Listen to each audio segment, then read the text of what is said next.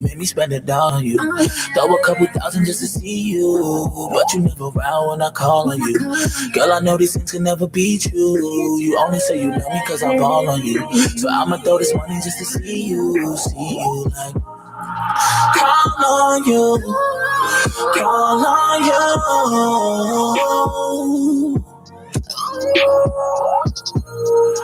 Call on you. Call on you.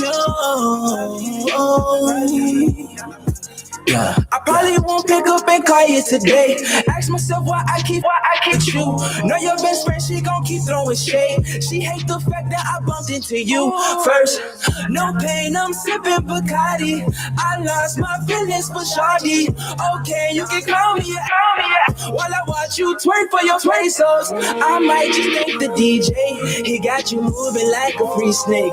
Watch him scream and holler for you. Watch him throw every dollar towards you. You know I'm not a cheapskate. I'm going up and down the freeway just to solve every problem for you. This is what I get for calling for I'm you. From the BK. She like them lights out in LA. Rodeo drive on a Sunday. Party at 5 on a Monday. Turn up the clubs on a Tuesday. We do that home thing on Wednesday. Money moves Thursday and Friday. Still bring that thing my way. Saturday night.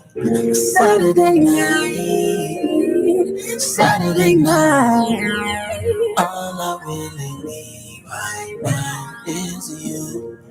All I really need right now is you.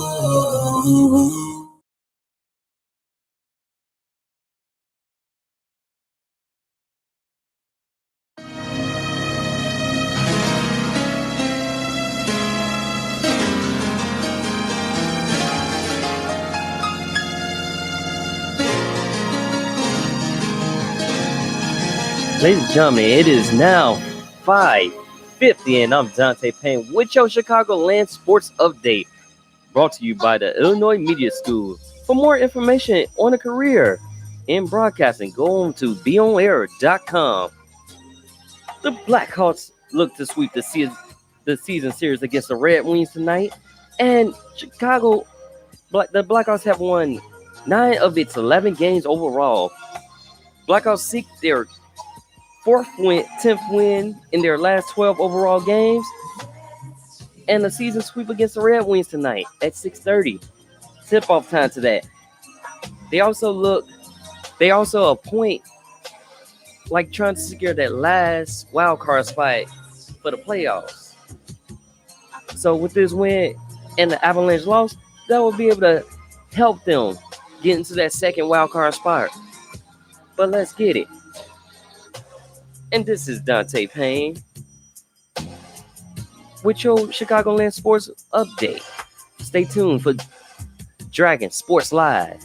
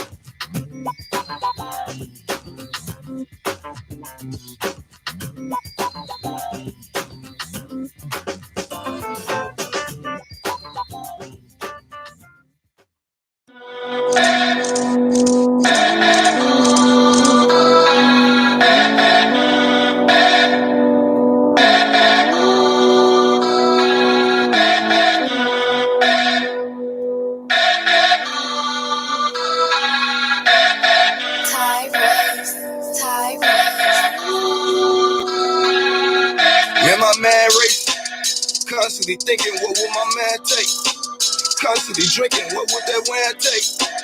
Constantly working, what would that grind take? Constantly waiting, what would that time take? Gotta stay patient, but got that time ticket. My vision is clear, that shit is God-given. Got a little family, that shit is God-given. My nigga, we sinning, but we are God-cheering. Gotta go get it and be the odds. The point of the mission is feeding non-cheering. I came from the mud, yeah, the bottom. up out them churches like that dirty. Remember all them days when they were living. Now I'm feeling bumpy, I'm a big old. Try to slum me, they ain't give me. This ain't happened one occasion. Praying for my sins, I'm still sinning. Would you get the picture if I paint it bigger? You won't get the picture if I paint it vivid. Perfect pieces of love. Thank you, God, clicked them heels and I made it right home. Thank you, God, paid them bills. Now I'm chilling at home. Pray to God for the wheel just to sit on that song. Man, my mad race. Walking right back and forth, man, pacing. Gon' try, but ain't no duplicate. Constantly thinking, what would my man take? Only way is up, man, I'm elevating. So I got up some gas, I'm accelerating. I'm spinning on that gas, know you elevating. Know you elevating. My be tweaking cause I be asking for time. If I don't ask for time, she think I'm cheating in line. It is what it is. Granted, half a bit lit. Won the house on the hills. Tired of this poppin' here. From a porch full of kids. Look at them bad kids and not a parent in sight. Guess that is living right. Cause it's all that I know. Till them strangers say no. Don't you answer that door. Unless it's one of your own. Young boy, gon' go get it. Run up the money and run them digits. Yeah, man, be trippin'. If you don't shoot, better shoot with precision. One eye closed and I see my bitch. Off with your top, the white sock fitted. Why you talking? I don't know you. Talking money, now I know you. Hand out, I don't know you. Shorty 16 with a 19. Roll on the bed, put no sing. Roll on the bed, take your dream. Roll on the bed, take your dream. Roll on the bed, take your dream. Down like that day. Singing to Mary J. I just stay up out the way. Love money, man, I'm Mary K. Love money, yeah, I'm Mary K. Gotta right my wrongs just to do something right. Gotta up my down just to uplift life. I know you feeling down, but you woke up right. Can't let them take you down, so you took that fight. Gunning shorties down, cause that aim ain't right. Pray I make it home, amen, good night. Man, my mad race. Walking right back and forth, man, basic. Gon' try, but ain't no duplicate. Constantly thinking, what would my man take? Only way is up, man, I'm elevating. So I gotta bust gas, I'm accelerating. I'm spinning on that gas, know you elevate. Know you elevate.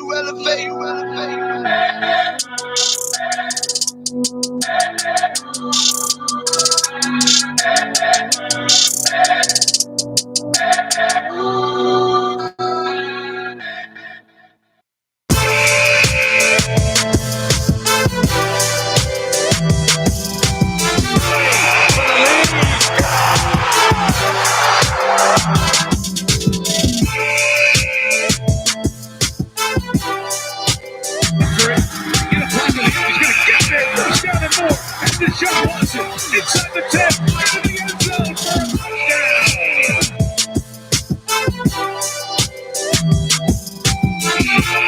Fly ball well hit left. Soto going back, still going to the wall. Baby's out of here.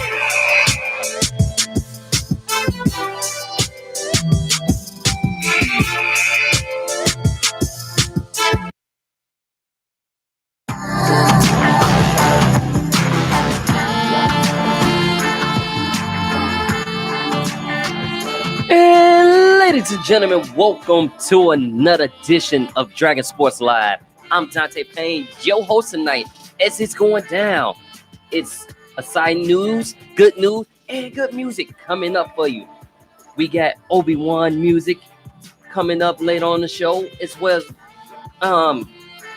TC Boy, the artist, coming up, and Good Ghost here coming up on Dragon Sports Live. We also gonna touch bases with the Machado ordeal. What's going on with that? What's gonna happen to Bryce Harper? I'll tell you my thoughts and opinions coming up on that as well. We also gonna get it cracking on the basketball tip. You know, All-Star break just happened this past weekend, and the potential trade barriers of who should be cut, released, or franchise tag or transitional tag. Stay tuned. Rock with me and find out which one of these players, superstars, is not being franchise tagged. But before then, we have Ways by Good Ghosts here on Dragon Sports Live. Check it out. This is from the album called Sanctuary. And this artist is called Good Ghost, and the song is called Waves. So feel the wave and rock to it. Here on Dragon Sports Live.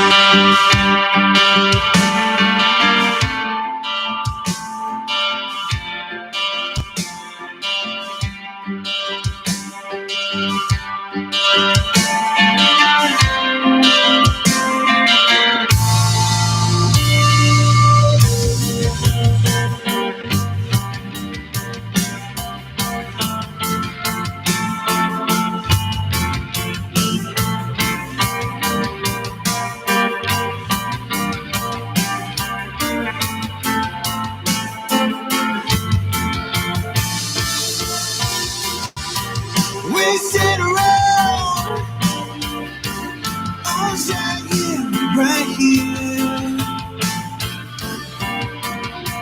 taking advantage of low tide beats with my ear. When I'm looking out, I am looking deeply for the path that is clear.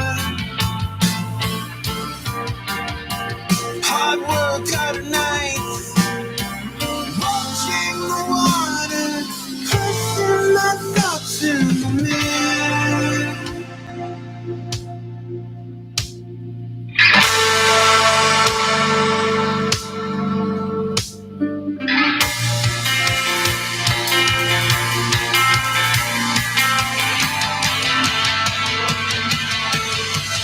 Out in the ocean, water in motion, going to save sky, going to darkness. This is where we belong.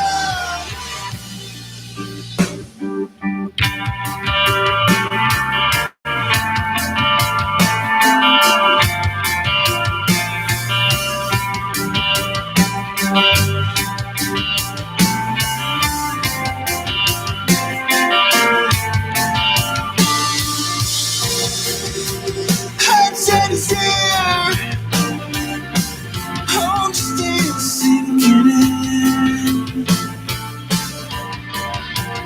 Breathe in the ocean, taste the salt on your lips. When I'm thinking out, I'm thinking deeply. Found a path that's clear. Hard working days, out of working nights, watching the water, placing my thoughts in the mirror.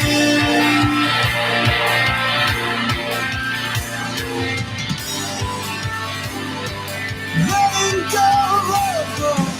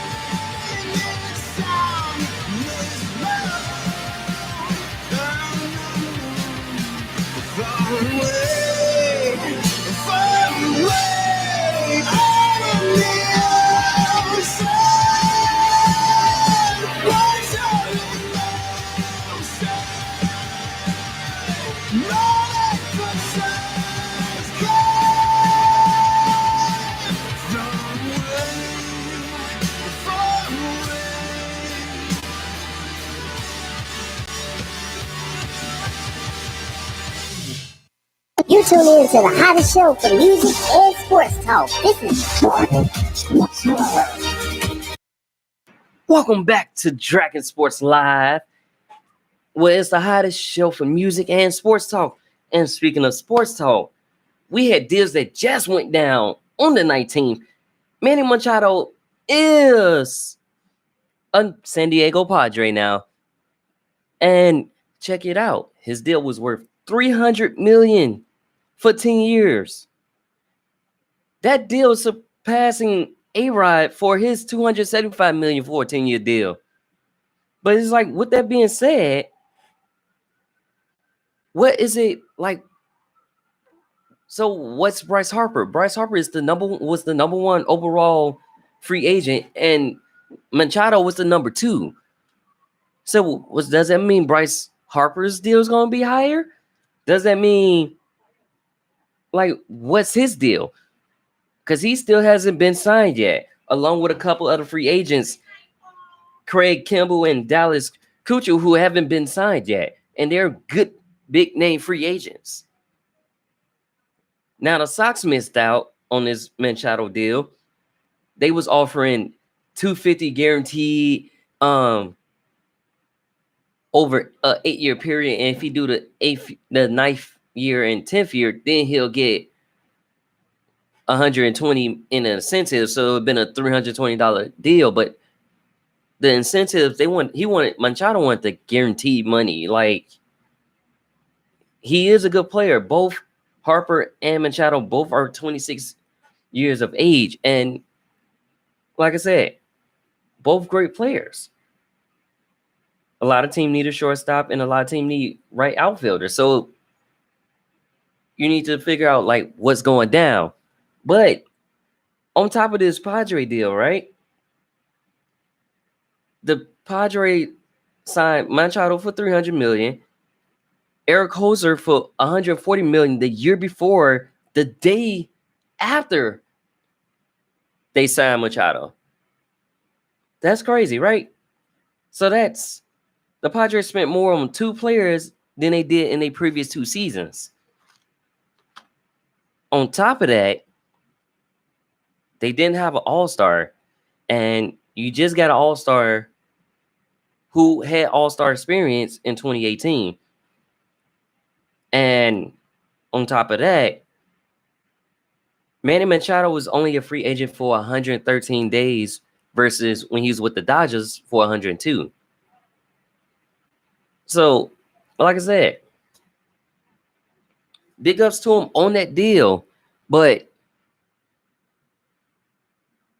what's Harper's deal going to be like? I feel like the teams that's lean right now, that's leading the way, that could potentially sign Harper, is the Phillies.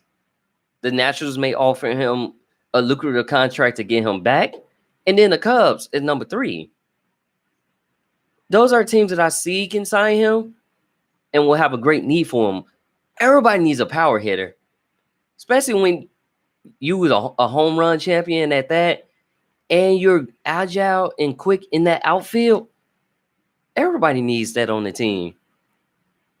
Like, don't let good talent go to waste. Don't let good talent sit to the side.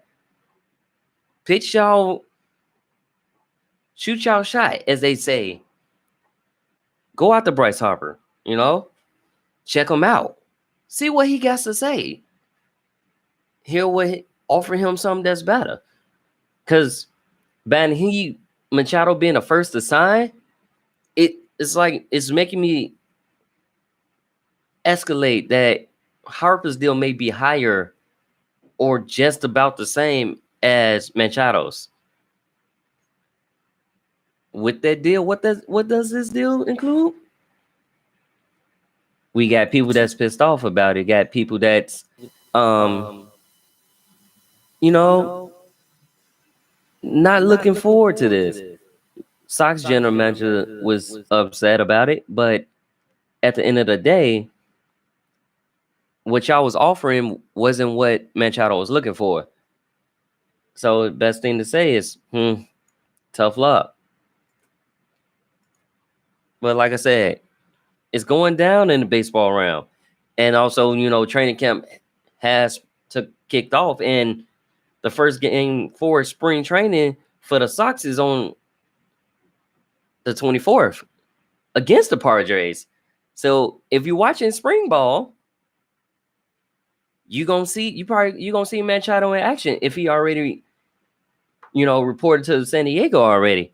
Y'all gonna see him in action against the Sox. Kind of ironic, right? I at least think so.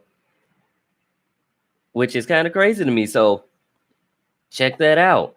He will be there against the Sox. And, let me know how that game goes down. How's it going? Now, I did say I got some new music for you guys coming up here on Dragonland Sports in just 1 second. I have now this new song that y'all about to hear just debuted on Valentine's Day. It's that Valentine's Day sweetness, and this song was written by Obywan Music, and it's called Swishers featuring V Armstrong here on the Dragonland Sports Radio. Check out the song, and if y'all like the song, shoot me a comment if you're following me on my live and Facebook, or you can just, go to my Instagram at Dragon Jump Pro and Facebook and Twitter and shoot a comment to me and let me know what you think of the song. And I definitely would let the artist know what the song sounds dope to me. So let you guys listen to this song here on the Dragon Sports Live. Check it out. Obywan Music with Swishers.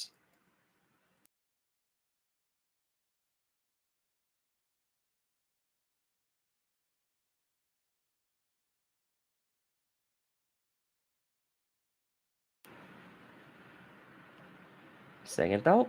Hold on 1 second, because I'm having a little bit of technical difficulties with that. Better yet, let's do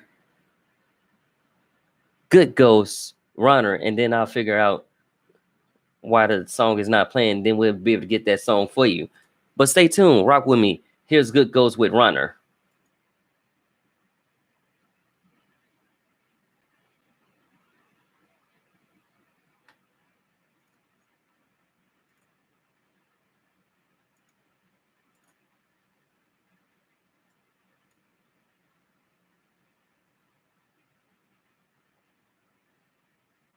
What the?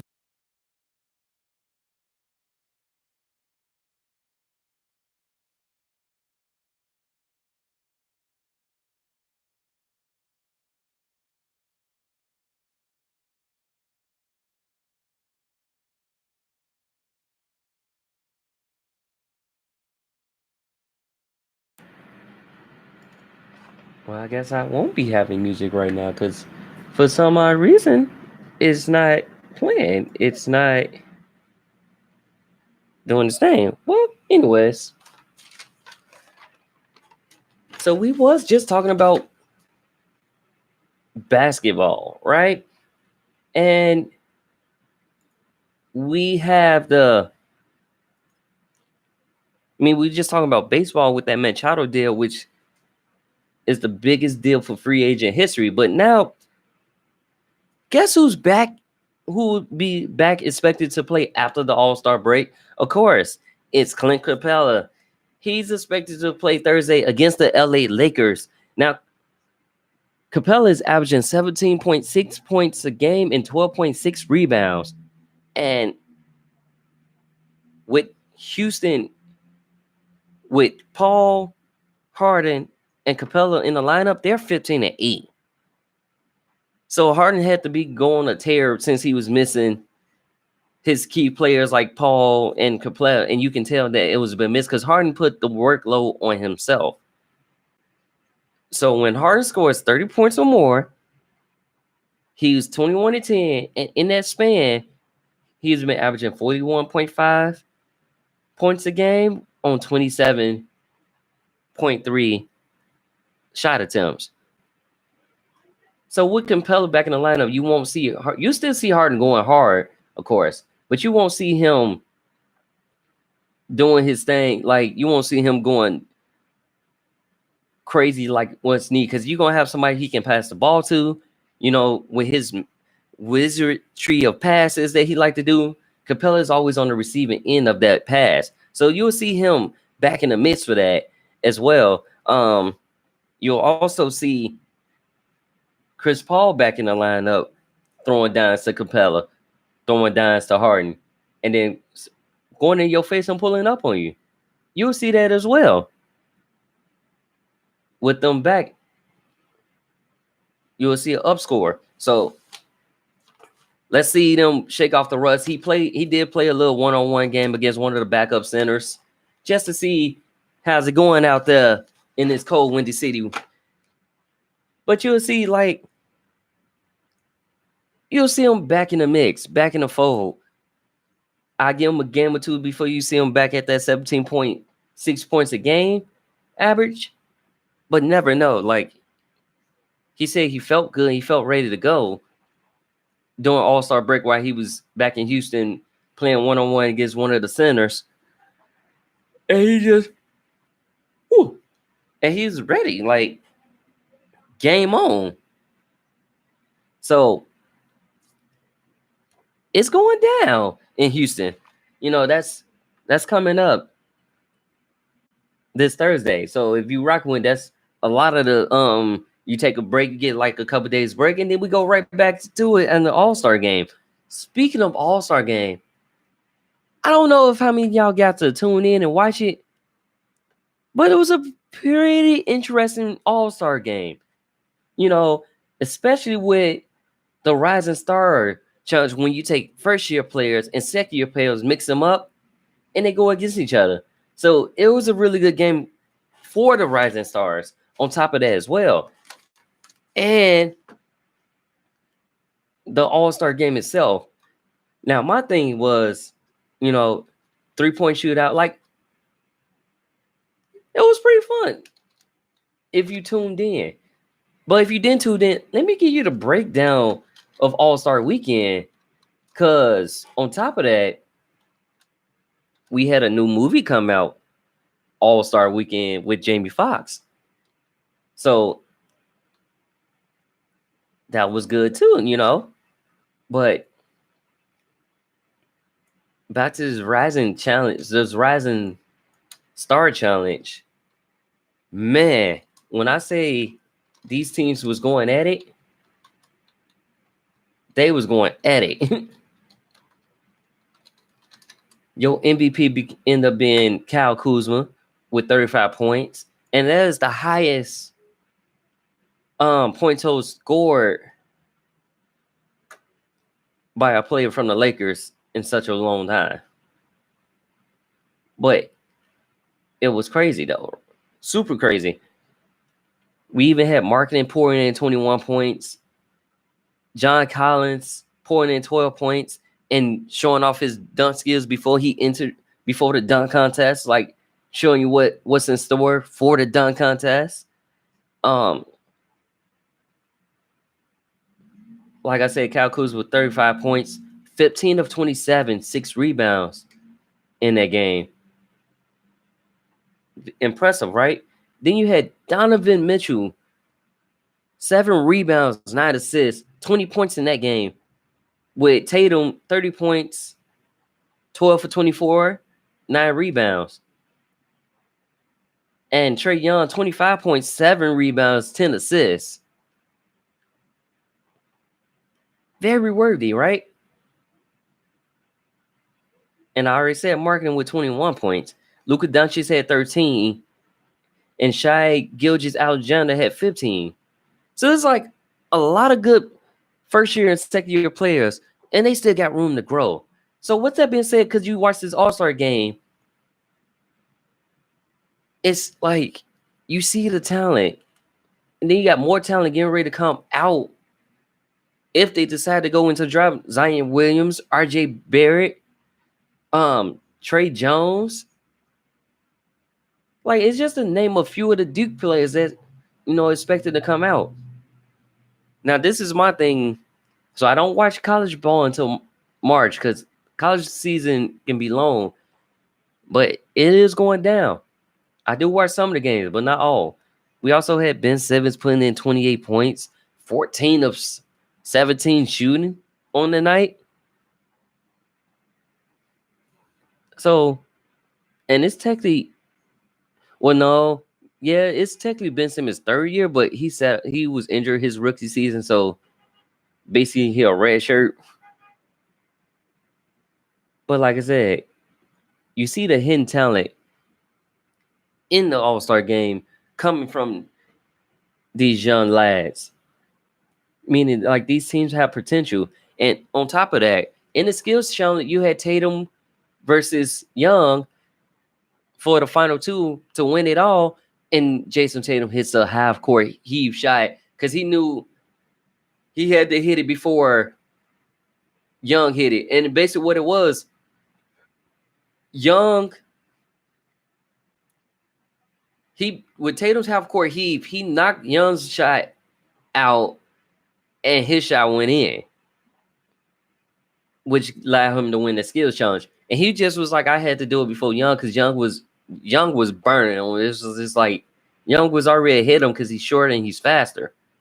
So he just like, nah, I couldn't let him win that way. I had to beat him. I had to get him out on that. On top of that too. So it's like, yeah, it was going down. So pretty good, interesting, All-Star weekend. But then you go to the big boys, where we had Team LeBron versus Team Giannis, and they was making it rain. From 3-point range. We had Team LeBron scored 35 of 90 from 3-point range. And then Team Giannis was 27. Yeah, 27 of 77 from 3-point range. With Kevin Durant taking MVP honors in that game, 31 points. Leonard had 19. James had 19. Harden only had 12 in that game. And Irving had 13. So you got to see Kyrie Irving and LeBron play together for the first time in a while since he left Cleveland. And it was like, people was like hinting to it, saying, oh, Irving may go join Kyrie, may join LeBron at the Lakers. But it's like, you don't know. In top of that game, you don't know what's going to happen. Wait till the season end. Like, if they don't openly say anything about it, let them focus, let them play ball, let them ball out, let them go in, do what they got to do. Like, instead of making all these rumors, like, if he physically didn't say it, wait till the end of the season. Let them check out and what's going on. Right? And with that being said, let's continue with the score. So we had Giannis scored 38 points on his side. On top of that, you had a high bounce pass to Giannis from Stephen Curry. Like, Curry bounced that ball so hard that it had to go over Durant's head for Giannis to put it down. And Giannis just so long and slinky that he just put it down. It's like, that dude's is a force to be reckoned with. And his 3-point shot is getting better and better. He's taking more shots. He was 2 for 6 in that game, just showing you, like, he can't hit him. While fellow big man Embiid was 0 for 3 from 3-point range, and Kemba Walker was 0 for 5. But needless to say, the man's a force to be rocking with. It takes him roughly 2 dribbles, and he's at the rim.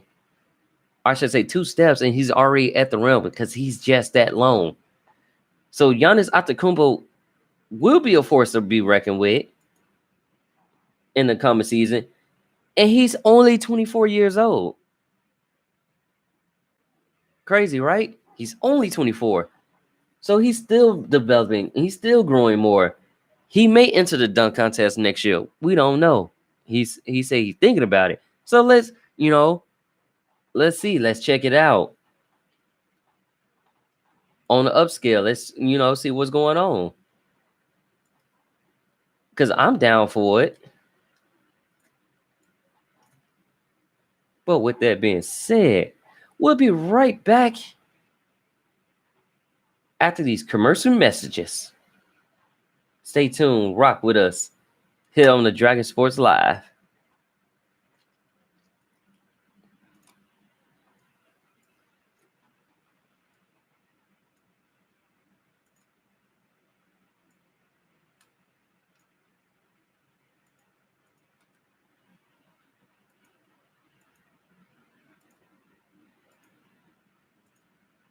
What the?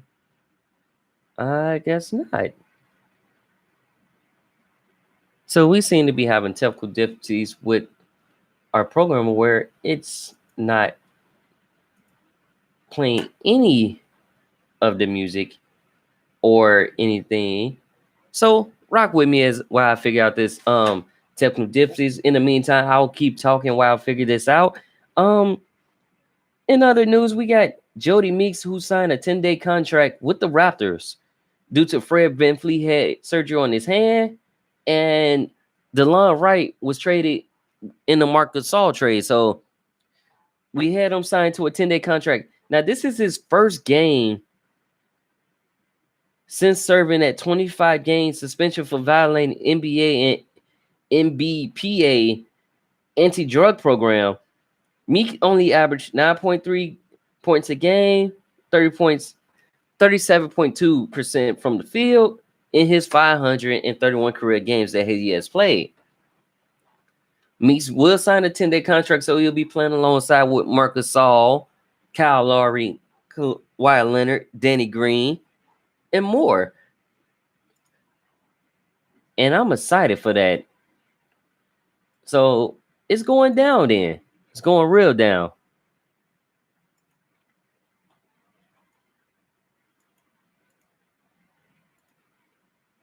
Yeah, it's going real down. And Meek, he's 31, been in the NBA since 25. Yeah, 31 years old. So seeing that he hasn't played in a while, not sure how Adam, he'd probably be a good rotational player and still show it that he got the game. But with his age, I think his pretty much career is done. He can either go, like I feel like he's gonna end up going overseas or going to the G League, which a lot of people still recognize it as the D League, but I like the G League better. Other news, we had Glenn Big Baby Davis, who avoided jail time by paying $15,000 towards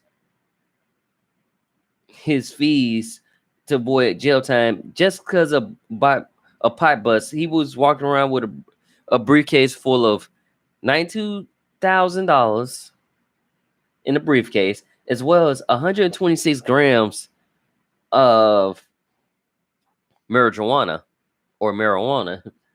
or in some people cases, the weed. Not intention of selling, so they told him to pay the fine to avoid jail time because it would have been 5 years in prison because of that much. But since they got that situation taken care of, they basically he just paid that 15 and they said they'll drop the charges. But why? You know, you represent, like when you're an NBA player, NFL player, MLB player, no matter what sport you do, if you're on where people know you, you got to be an example to everybody else. Like, you shouldn't do things that will get you in trouble, knowing the first thing you do, the media will be all over it, and you'll be all over the media, and it just makes you look bad. So, like, did you need to walk around like that? No. Was it critical? No. Or are you just addicted? You know, this is why a lot of players, I should say a lot of athletes that's with the big dogs get in trouble. Because if you didn't do that, you wouldn't be in this predicament. So with that being said, yeah, it's a lot going on today. And it's really going down today. So, like I said, rock with us here on the Chicagoland Sports Radio. More on Anthony Davis drama. Anthony Davis left before the game, in their last game before All-Star break, to go get an MRI on his shoulder. And, like, the game wasn't even over yet. He just left. He just straight left. He wasn't done. He just was like, okay, I'ma go. But hey, it happens. And on top of that, Alvin Gentry stormed off when he was asked why did Davis leave. But in that whole chain reaction, first it started with Davis requesting a trade from the Pelicans. Then Davis didn't get the trade by the trade deadline, so he was still on the team. And then you get injured, and it leads to Dale Demps basically getting fired because you didn't uphold his trade request like he requested to be traded. So you didn't uphold it. So a request allows him to be fired, which caused an uproar in many different things, which caused them to, like Davis did play an All-Star game. He only played 5 minutes. Well, I should say 12 minutes in the All-Star game. But it's like you basically playing with a team that you don't want to be a part of anymore. He just want to go somewhere where he wants to win. And he basically issued a statement out in one of his press conferences. It's like, I'm open to 29 teams, picking me up. Like, he want what's best in free agent. He just want to win. He want to go to a team where he can win, make that team a contender. And that's all he want. Nothing else, nothing more. So, let the man do what he got to do. Let him be live. Let him, as I said before, let the man ball out. So with that being said, it's going down in New Orleans. Don't know if you'll see his playtime be restricted a little bit more. That's one thing we don't know what would happen. So I'm down for whatever.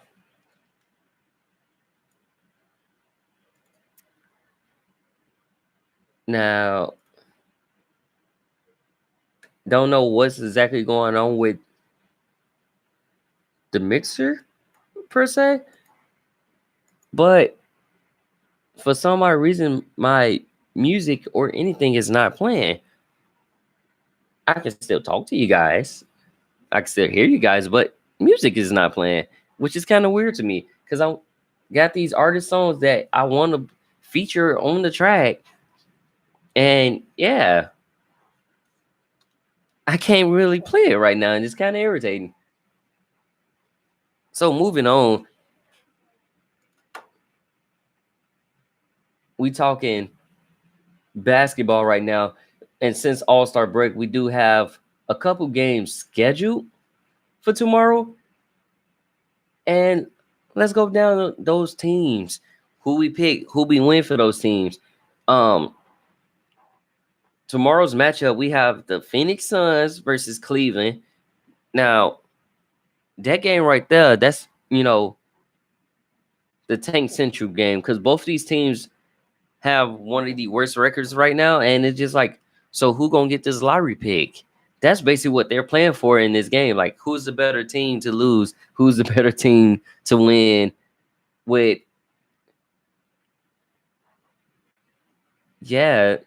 they're 11. Phoenix is 11-48 right now, and they're on a 15-game losing streak right now. So can they snap that losing streak against the Cavaliers, who's on a 1-game losing streak, and they're 12-46? Can they snap it? Who we'll find out tomorrow. Tune in. Yeah, tune in 6 p.m. If you got the apps, tune into the games on the apps. Best way to roll. I like using the apps because when I'm on the go, I'm always moving. So it's like I never know what's going down. How's it going down? But if you like sports like me and you want to watch the game, I wouldn't recommend watching that game per se. But if you want to see who's the better team at tanking, yeah. Can the Phoenix Suns snap that winning streak? I mean that losing streak? Ooh, I'm sorry. Yeah, I wish I had a winning streak, but y'all got a losing streak. I'm down for it. You got another game. We got Miami versus Philadelphia in that game. Portland at Brooklyn. Boston versus Milwaukee. And then Sacramento versus Golden State. Houston versus the Lakers. Like I said before, Capella is expected to play in that game. And then Friday's matchup, we got the Washington Wizards versus Charlotte Hornets. New Orleans versus the Pacers.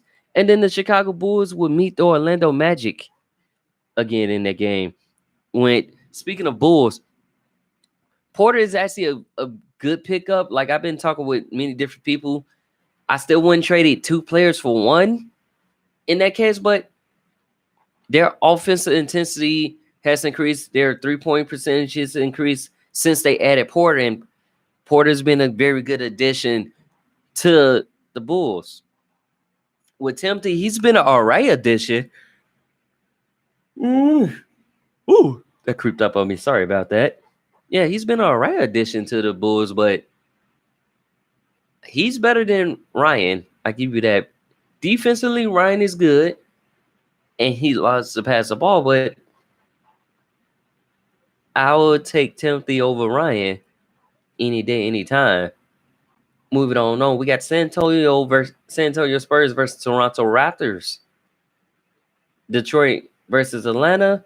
Minnesota versus New York, and LA versus Memphis. Denver versus Dallas, and Utah versus Oklahoma City. Now let y'all know that those matchups. Let's pick who win. In that Utah Oklahoma City game, I got Oklahoma City to win.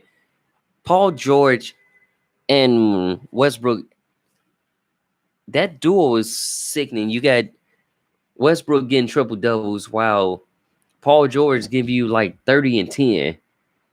So I'm definitely taking OKC over Utah in that game. The hometown favorites to win that game.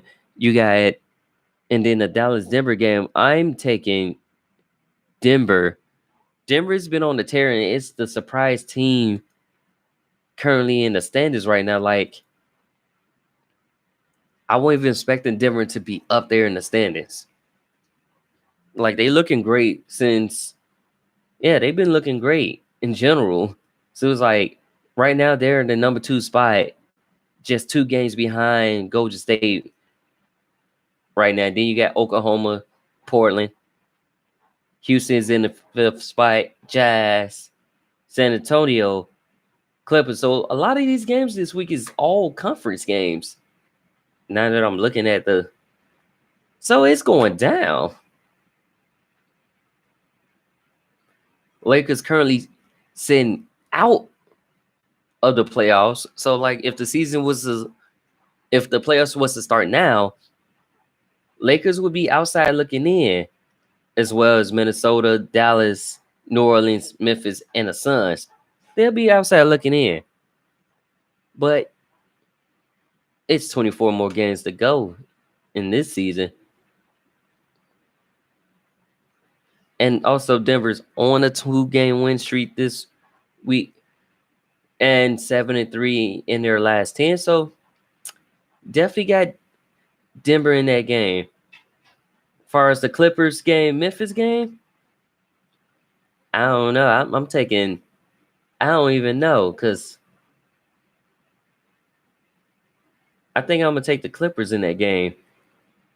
They are 5-5 in their last 10 and is on a 1-game win streak, while Memphis is on a 2-game win streak and dropped 4-6 in their last 10 games. So I'm taking the Clippers in this game. And like the new additions that they added to the Clippers is benefiting them pretty well. So like you got Winston Chandler, Patrick Beverly, Delgado, Garnari, Gidges Alexander, Jermichael Green, who they picked up,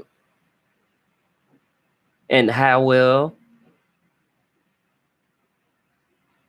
Mobley, Robinson, Shannon. So they got a pretty good, decent squad. You got Lou Williams coming off the bench. You also got Zubac, who they picked up from the Lakers in the last minute trade, who's a good young addition, weighing at 240 pounds, 7'1". So they got some good pickups. I definitely would say that. It's going down.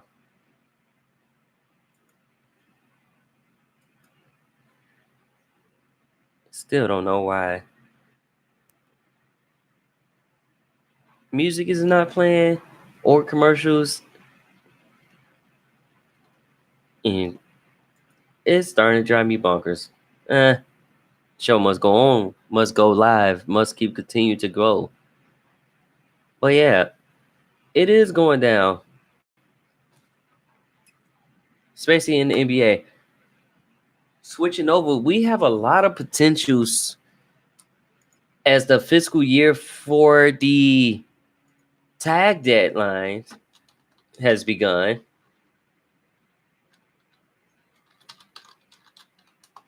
Who you guys think will be tagged this NFL season?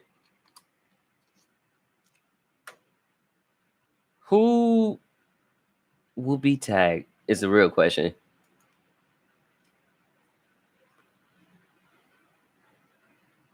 If y'all watching on live or on YouTube, drop your comments.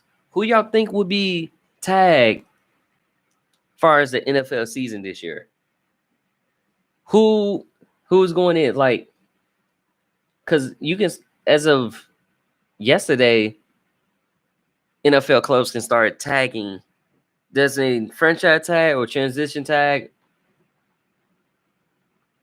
and that window closes March 5th. So, who would be tagged? Definitely not Le'Veon Bell. It'll be absurd for him to be tagged for a third straight year. Now, it'd be absurd, and he wants out anyways. So yeah, he wants out. He wants to be gone. So yeah, who do y'all think he would be tagged? Him and Brown both are gone. Brown requested a trade, and he's open to any team that'll give him an opportunity. Now is basically what he said in a press conference just the other day. So we already had Greg Rostendahl break down players we might expect to get tagged. And one of those players was DeMarcus Lawrence for the Cowboys.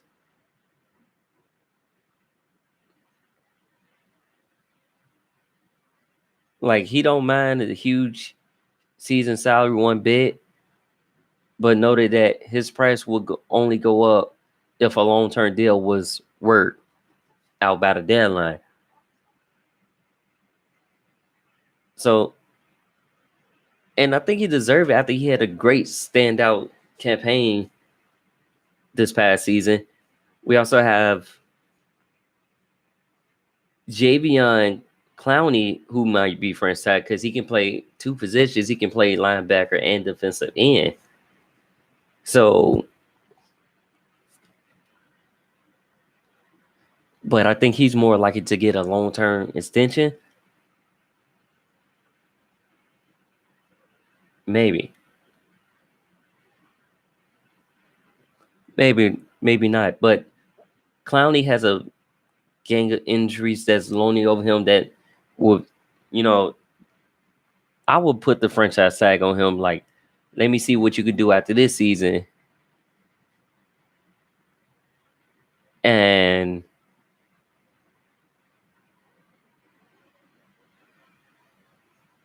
probably potentially kick the can down the road year before deciding whether they can afford to pay J.J. Watt and claim top 10 defender money at the same time. So, yeah, that's the reason why I will use franchise tags on those players. Another person who is open to take franchise tag, Nick Foles. Foles brought back his freedom from a cool price of $2 million, and now the Eagles are expected to place a franchise tag on him as a processor to potentially trade.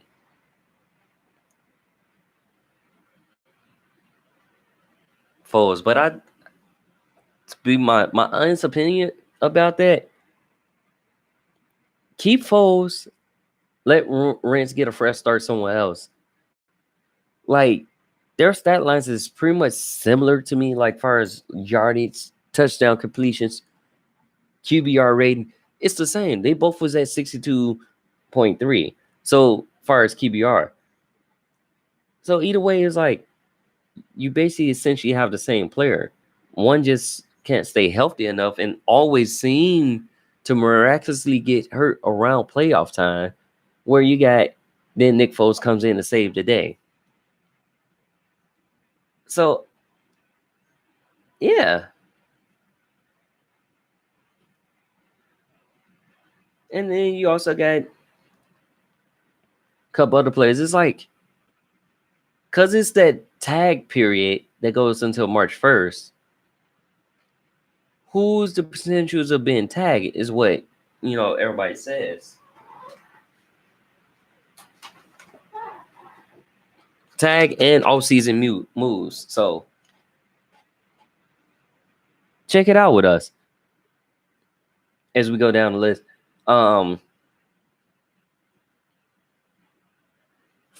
Frank Clark may be another person tagged for the Seahawks. Because, it's very few edge rushers who provide steadier pressure over the last two seasons on a quarterback. You need that on team. You want to be able to get to the quarterback to get as many sacks as possible. So if y'all want to keep the man, I would tag him just to keep it. Now, for those who don't know what franchise tag is, let me break it down to you and tell you what it is. Because that way, you'll get a better understanding. Right? So here it is. In the offseason, which in meeting free agent teams will want to keep, one of the most important things is franchise tag is a more or less of a last resort for teams trying to retain their best unrestricted free agents. It's an essential 1-year deal that grants a window to negotiate a long-term contract. If no deal is struck before July 15th, that player gets locked into his 1-year deal. On top of that, the price is based on the average top 5 salaries from the player's position or 120% of the previous salary. Whichever number is higher, needless to say, teams will try avoiding tagging quarterbacks and pass rushes because those positions tend to be the most expensive. So that's why they, avoid try that. That's why they go out the running backs, receivers. But you got two types of tags. You got the exclusive and the non-exclusive. The exclusive tag is the only with the original team allowed to negotiate the player. The non-exclusive tag allows other teams to negotiate with the original team, given the choice to match any offer. Quarterbacks is, averaging 21.3 or 21.4 million against the salary cap, 12.3, and then receivers is 15.8. So that's what the franchise tag is.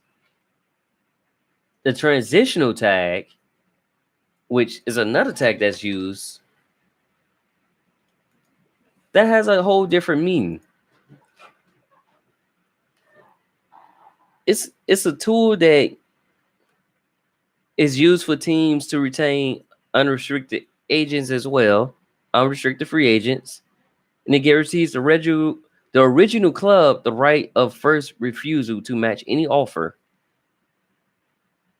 made with another team.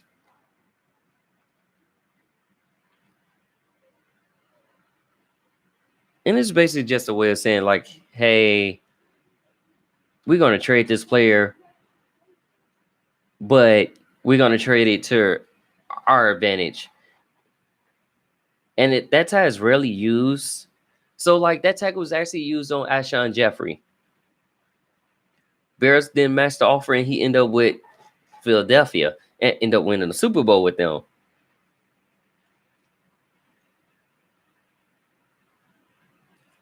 So, yeah.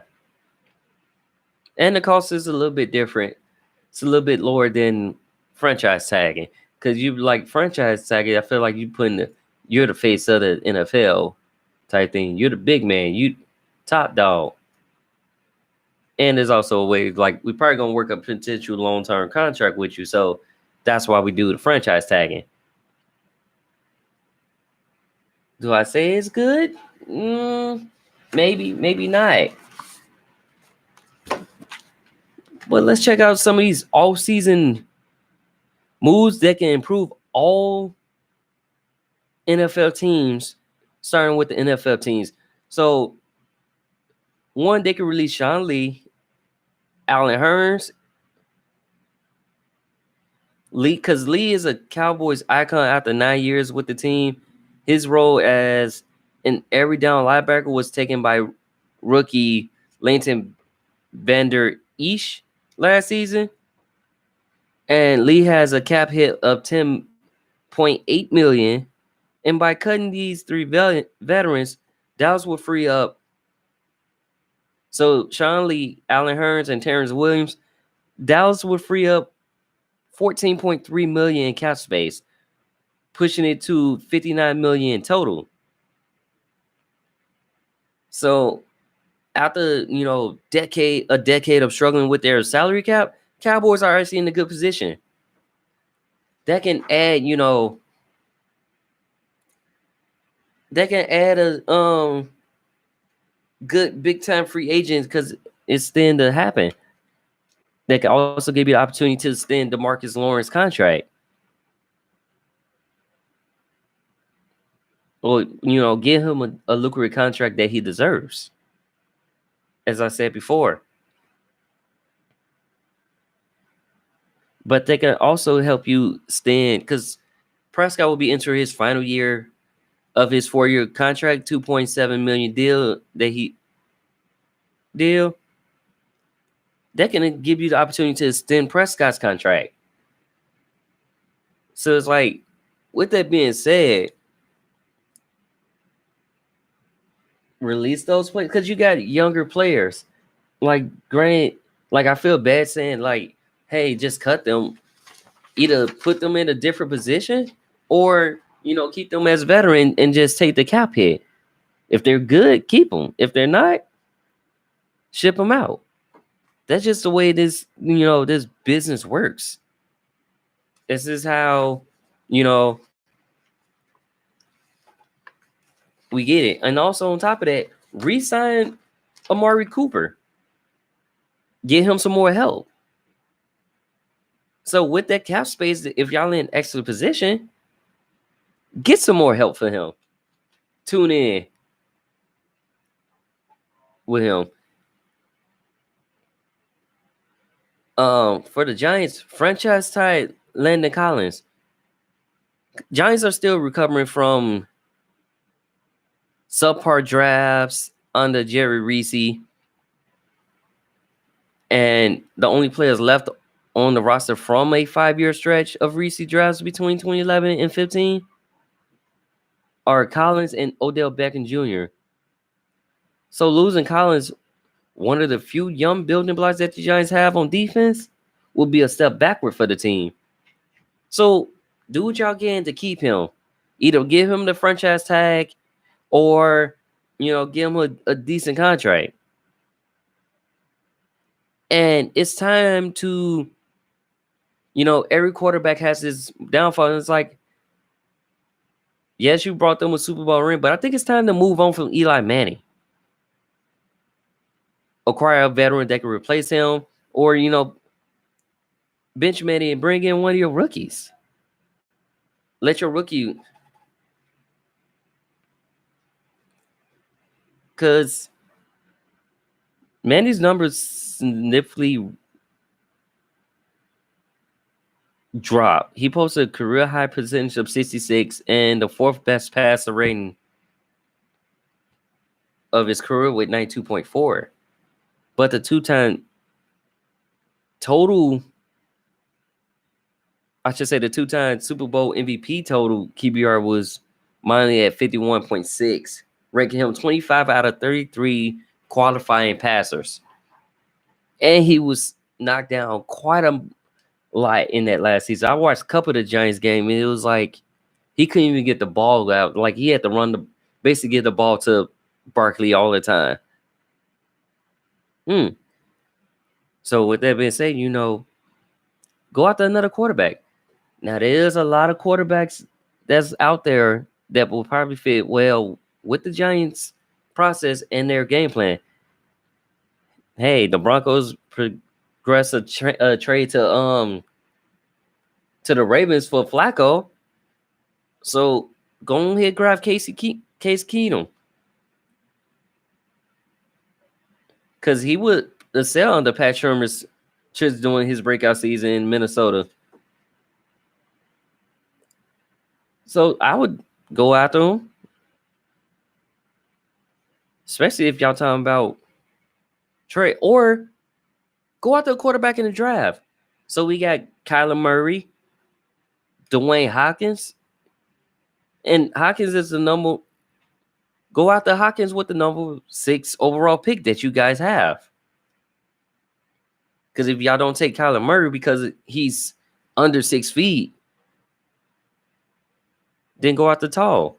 We also got Tugela. Couldn't even get his name out. Couldn't even think of his name for a second in the draft. So it's like, go after these players that you need. You don't really need another running back. You got a pretty decent set of backs. So it's like, you don't really need another running back. And then on top of that,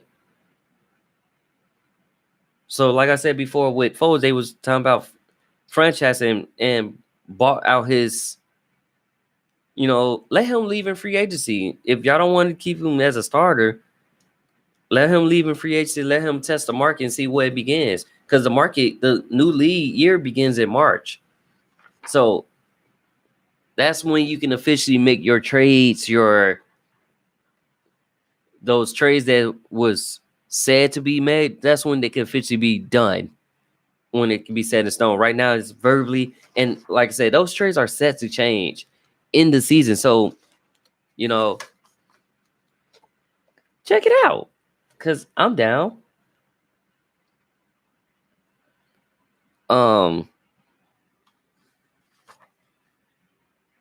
For Washington, proceed as if Alex Smith isn't coming back. That's the best way I can look at it. Perceive is if Alex Smith isn't coming back. Because he's broke a fibula and a tibia. And so think about it as if he's not coming back. That's how I would look at it as. So draft a quarterback.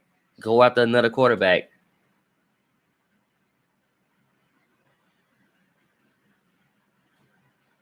And that's the best possible way to do that. Because Give me 1 second. I'm gonna pull up. You got Mark Sanchez and Josh Johnson as your current quarterbacks right now. That's active. That's not injured. Sanchez is kind of falling off, and Alex Smith, I think he's probably at career end, depending on how he comes back from this injury. This is depending on what type of Alex Smith you get. So it's like, yeah, moves on. Like if he's not coming back, let's just say he decides to retire, because Alex Smith is 34 years old currently.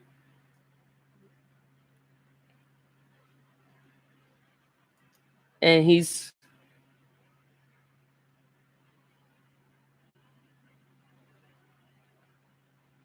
so yeah. Then a possible move that you can make: cut Zach Brown after giving the linebacker a series of 1-year deals. Sign Brown to a multi-year contract last season, only to sour him during the season. So Zach Brown only played just played 101 defensive snaps in the final one, as Washington benched him during Week 14 loss of the Giants, and he's still a very useful player. But if they're trying to go for a quarterback, a veteran quarterback, you're gonna need the cap space. So cutting Brown will free up $5.8 million in cap space. And I also say extend Brandon Sheriff, who's the 5th overall pick in 2015. Extend him. Like, he missed 2 games in 2017 before he tore a pectoral, which cost him half the season in 2018. Ugh. And reduce Cheryl. It could reduce Cheryl's 12 million cap hit, 12.5 million cap hit for 2019. So if y'all trying to save money and build more on the cap, I would stand Sheriff.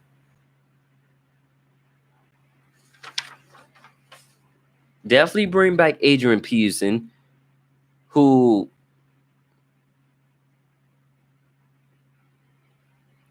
it's like, even though he's been from team to team, he's showing he still has it. Like, you went from the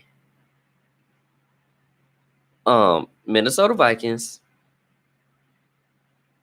to the Raiders, and 1 point the Atlanta Falcons. I was thin. He's still showing you like he can be productive. He can give you yardage that you need. Like,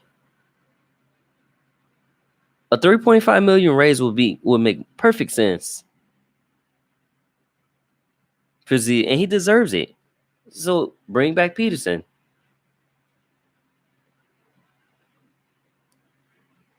And also cut